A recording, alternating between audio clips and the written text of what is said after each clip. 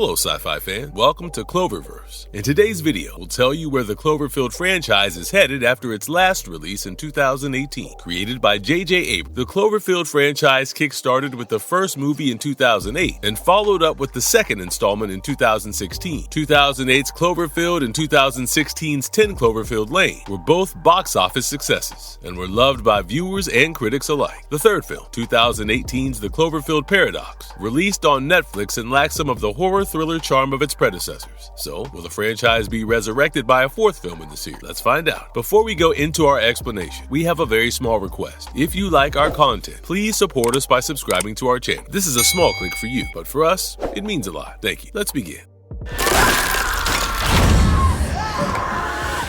The rise and promise of Cloverfield. The Cloverfield movies come with an interesting premise. It's riddled with monsters from different dimensions, whose only aim is to attack and destroy Earth, something that they have been doing for several decades. The reason being, a failed experiment carried out on the Cloverfield station in outer space, sometime in the near future. Now, while the experiment was meant to find an alternate energy source for humans, as Earth's resources are depleting, of course, what the experiment actually did was open portals into several dimensions, allowing interdimensional beings from deep space to enter our reality and wreak havoc. So, every film in the franchise, set in different years, basically documents the reality-altering consequences of the particle-accelerating experiment on board the Cloverfield station. Oh my God, they hit it! They just hit it right now!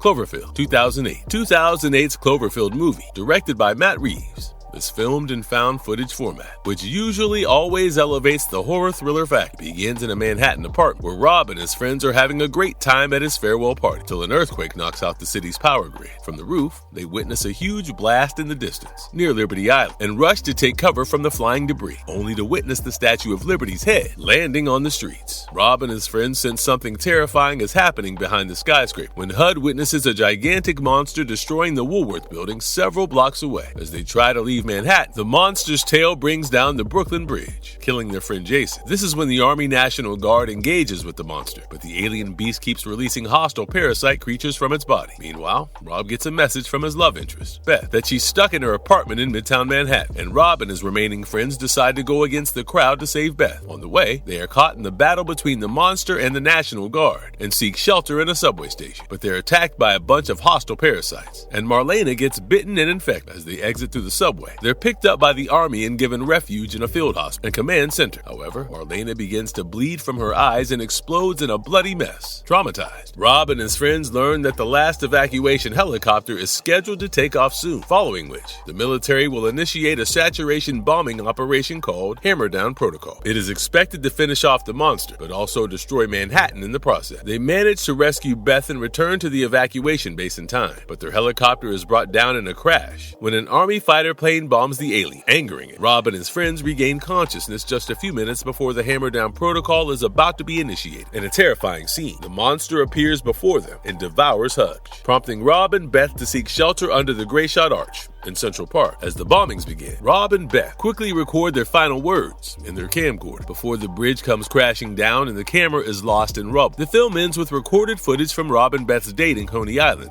about a month back. It shows an unrecognized object landing in the ocean, something which goes unnoticed by the couple. Rob and Beth's camcorder is later recovered by the U.S. Department of Defense from an area that was earlier known as Central, and this footage is played in flashback as the events of the film. Interesting, as the credits roll, a faint voice can be heard that says, "Help us." But when played backwards, the audio clip says, "It's still alive." 2008's Cloverfield summed up over $170 million at the box office, against a production budget of $25 million. Over time, the film garnered an average rating of 78% on Rotten Tomatoes, and the consensus was that Cloverfield blended the thrill of Godzilla movies with the horror element of the Blair Witch Project. Naturally, expectations were raised for more movies in the Cloverfield genre, which, however, did not happen until 2016.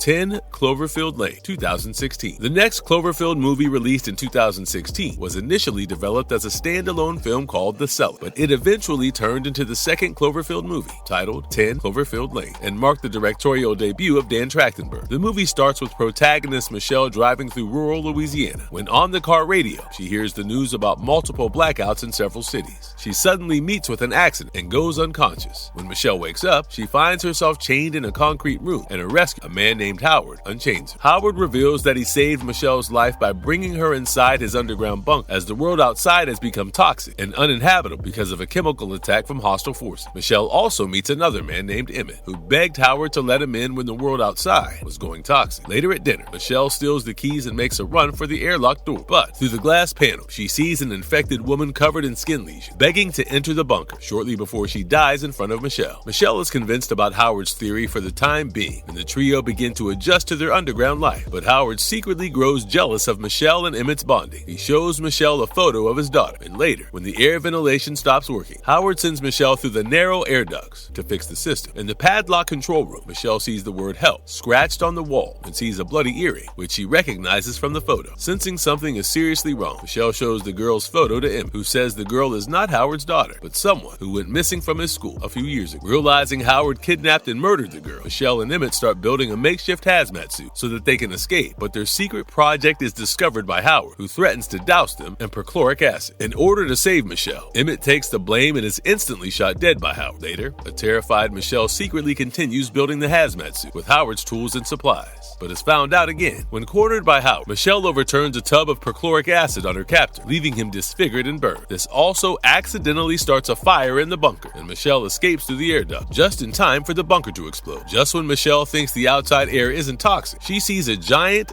techno-organic extraterrestrial craft hovering over her and dispersing a green gas. Michelle attempts to escape the attack by hiding in Howard's truck, but the spacecraft lifts the vehicle with its tentacles. Michelle manages to free herself by quickly devising a Molotov cocktail and throwing it at the tentacles. She then drives off in the woman's car, who had died earlier. On the car radio, Michelle hears about human victory against alien invasions in the South. She then drives towards Houston, where people are asking for help. The film ends with a huge alien ship hovering over the sky above Michelle. This movie, too, scored a whopping box office sum of over $110 million against a $15 million production budget. It also has a 91% positive rating on Rotten Tomatoes, with viewers appreciating how engrossing the storyline is, even with just 3 characters on the screen. 10 Cloverfield Lane also set the base for a possible Cloverfield franchise, with expectations running high from viewers, so the producers took the cue, and a third movie was released after 2 years.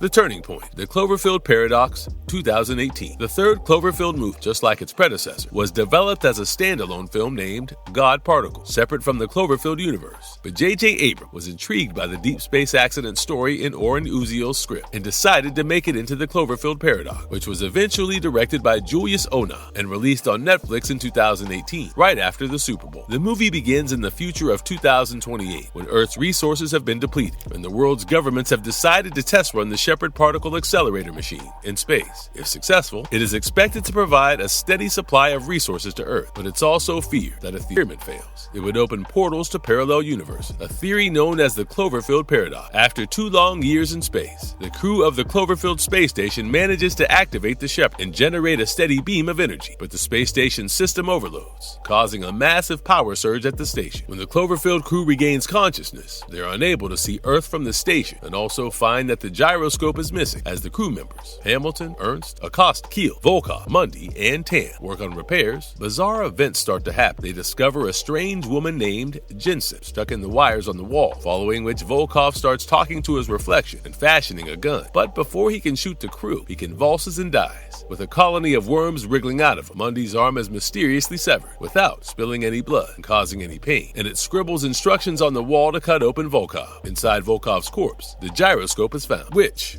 allows the crew to ascertain their direction, and Earth is discovered in space again, but in the opposite direction. They also start receiving transmissions from Earth, which say that the Cloverfield station was destroyed 2 days ago. After conversing with Jensen, the protagonist character Hamilton realizes that they have entered a different dimension, and the Earth they're seeing as an alternate. In this reality, Hamilton's children haven't died in a fire accident, unlike in her real life, and the strange events are happening because all the realities are trying to exist at the same time on the Cloverfield station, while others plan to reactivate the Shepard to return to their original dimension. Hamilton wants to stay in this one to be with her kids. She plans to take the shuttle down to this reality's Earth, but while others return to their original reality. But Jensen attacks the crew, wanting the Shepard for herself. However, she's overpowered by Hamilton and ejected out, following which Hamilton changes her mind and reactivates the Shepard to return to the Cloverfield station in her own reality. As she restores the power supply and the energy source, she's forced to take the escape pods back to Earth because of the lack of life support. As Hamilton emerges through a layer of clouds, an alien monster leaps out and makes its way towards the Earth. This film, released on Netflix, failed to impress the critics, who called it a train wreck of sci-fi elements forcefully blended into the storyline. The consensus was that viewers of the franchise were expecting a detailed origin story of the Cloverfield monster, which the plot didn't really explore. Also, Netflix's approach of releasing the movie right after the Super Bowl was seen as a move to force people into watching. 7.8 LAKH viewers watched the Cloverfield Paradox that night, and the number increased to 2.8 million in 3 days and 5 million in a week. However, it wasn't impressive considering Netflix's 2017 movie Bright had over 11 million viewers in just 3 days. On Rotten Tomatoes, the Cloverfield Paradox garnered only 22% positive reviews, unlike its predecessor. So, instead of being an intriguing follow-up to 10 Cloverfield Lane, the Cloverfield Paradox kind of stalled the franchise.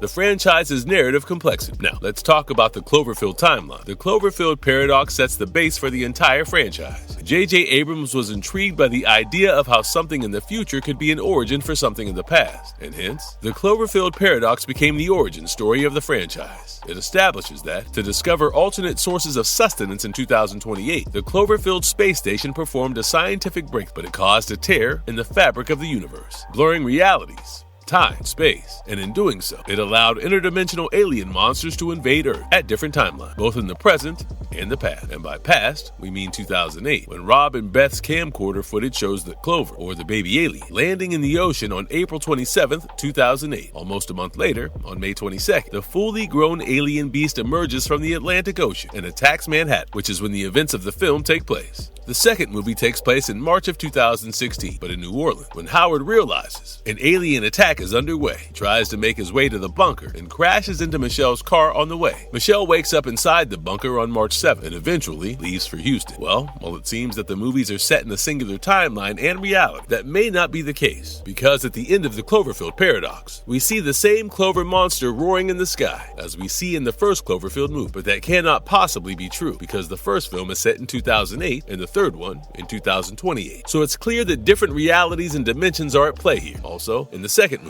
the alien monsters are biomechanical beings, unlike the Clover aliens of the other movie. So what's really going on there? 3 movies later, viewers still do not have much clarity about how the films fit into the overarching storyline of the Cloverfield universe, and where exactly the alien beasts come from. No wonder the multiverse concepts and loosely connected stories both intrigued and confused audiences.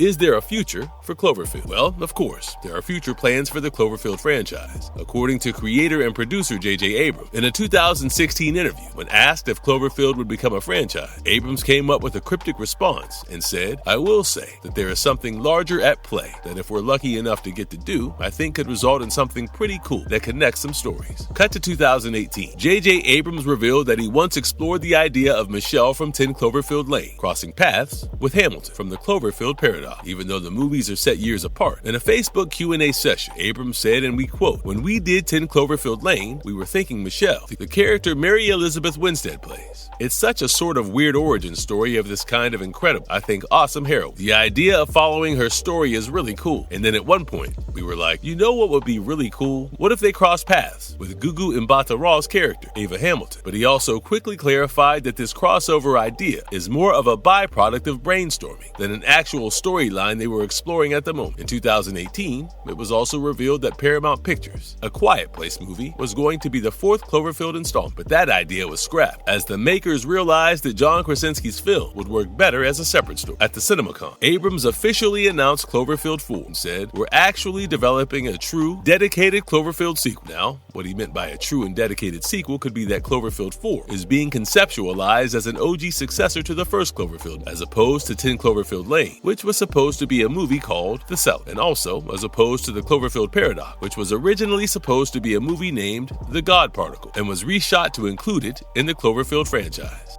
What we know about Cloverfield 4 so far. In 2021, British screenwriter Joe Barton was roped in to write the screenplay of Cloverfield 4. In the following year, British-Iranian filmmaker Babak Anvari was brought in as the director. Anvari is best known for helming horror films such as 2019's Wound and 2016 Under the Shadow. Cloverfield 4 will be co-produced by JJ Abrams under his Bad Robot Productions banner, along with Paramount Pictures. JJ Abrams also clarified that Cloverfield 4 will get a theatrical release, unlike its previous installment, and that the makers will most likely avoid the found footage format. Matt Reeves, who directed the first Cloverfield movie, is also involved with the project as one of the executive producers. In a 2023 interview, Reeves said that when the alien monster was destroying the Brooklyn Bridge in Cloverfield, there was a glimpse of another camcorder recording the events, and he said that was another perspective on the story that would make a very strong case for another Cloverfield. However, later, he added that the one rule of Cloverfield is that you cannot talk about Cloverfield. That sentiment was extended by director Babak Anvari when he said in a 2025 interview that, "So sad that I cannot share anything because everyone on that team, they're very secret," which I understand. But whatever happens, just know that hopefully you're going to get something amazing.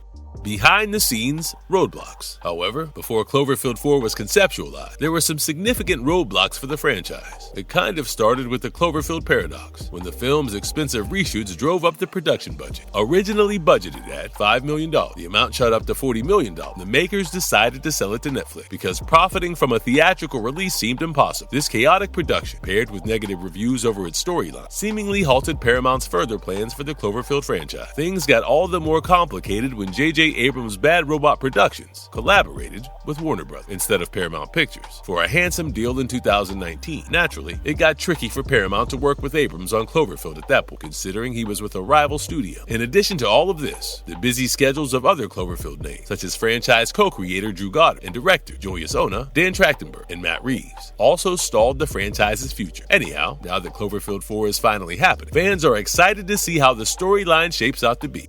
Marvelous verdict. Considering the interdimensional nature of the Cloverfield movies, it's safe to say that the future release or releases could potentially be set in any universe and any reality, not just the ones known to us humans, and the events can take place at any point in time. The fourth Cloverfield movie was also, in fact, rumored to be set around the time of World War II, but no, that isn't happening, clarified JJ Abrams. Well, it's a scary thought that the interdimensional portals can pop up anywhere and anytime. For now, let's just hope our world doesn't get a surprise visit from the Clover monster. Okay, folks, that's all we have about the future of the Cloverfield franchise for now. Thanks for watching. We'll come back with more interesting videos, so don't forget to stay tuned. And if you liked our content, don't forget to leave a like and subscribe to us if you haven't already. Have a good one.